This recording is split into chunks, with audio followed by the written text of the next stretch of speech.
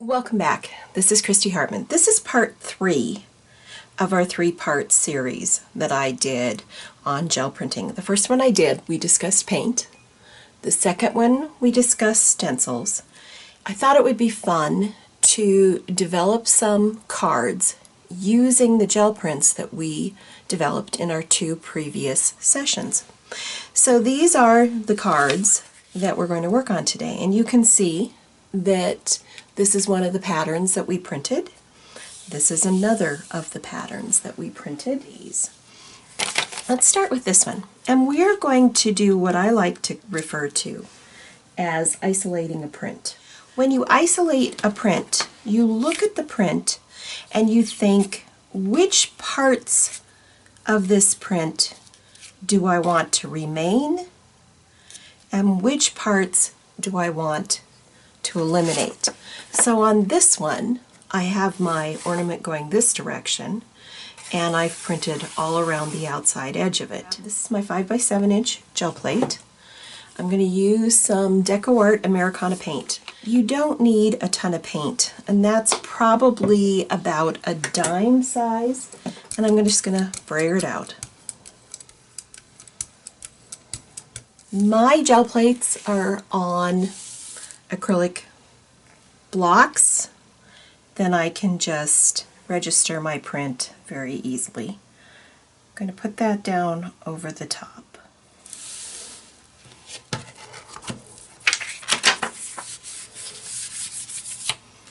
And I'm just going to give it a quick roll over the top with my brayer.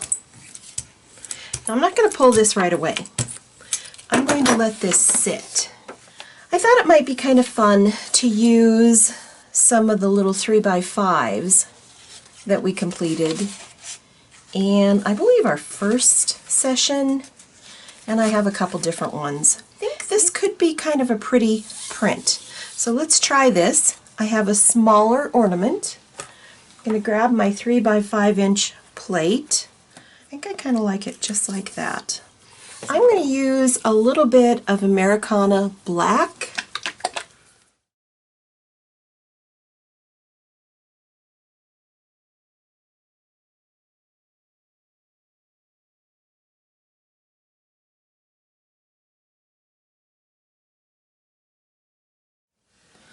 While that sits, I'm going to grab my other one.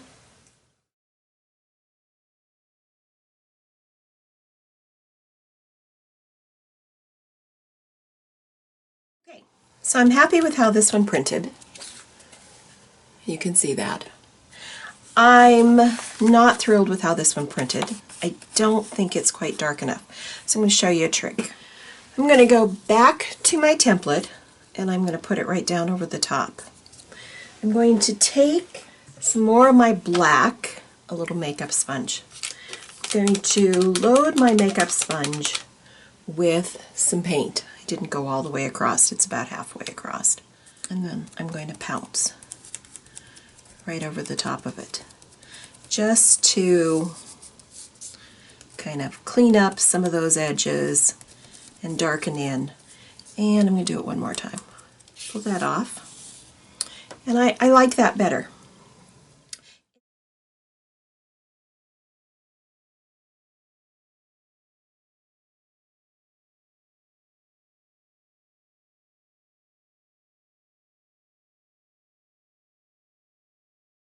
I'm going to use another piece of Punchinella, which is from Key Lime Supplies that I mentioned in one of my previous videos.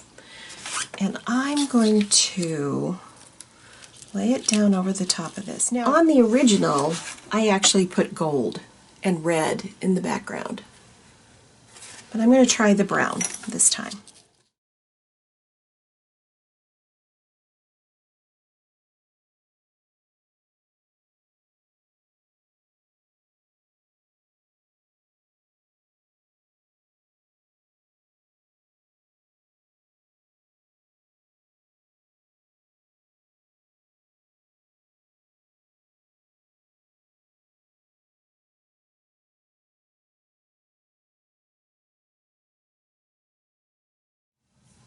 I actually really like that. I could do a number of things to kind of dress this up because I kind of want to warm up the background a little bit. I'm just going to see how this looks. Some of my paint off my brush because I don't.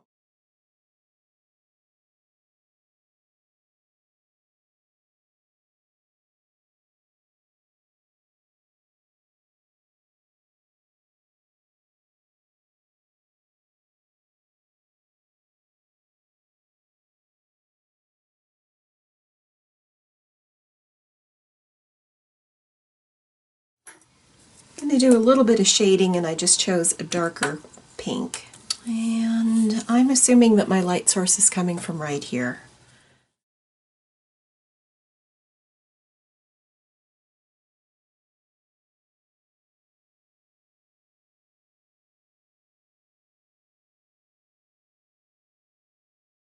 I finished this. I added a little bit of line work to the Christmas bulb. I wrote thank you using a gold Posca pen, and then I punched out from an old gel print that I didn't like. I punched out some stars.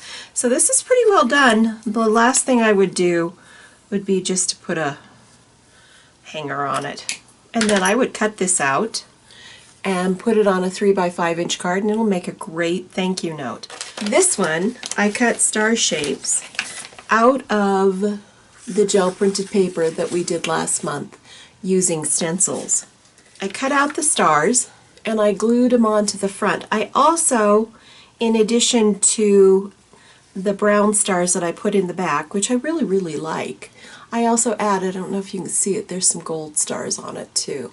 And I used a smaller piece of punchinella for the gold stars. And this is also from Keyline Supplies. And I would probably just put a little dotted line around them, about like so. And I would do the same thing to all of them.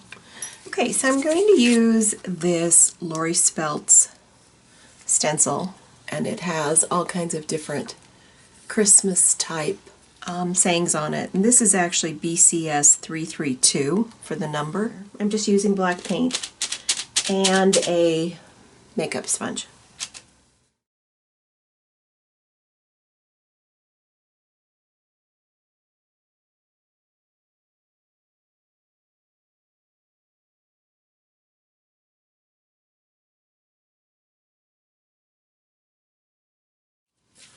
So you can see in the other two that I did a bolder look to the letters. And I could add a little bit of a white Posca pen for a little bit of a highlight here.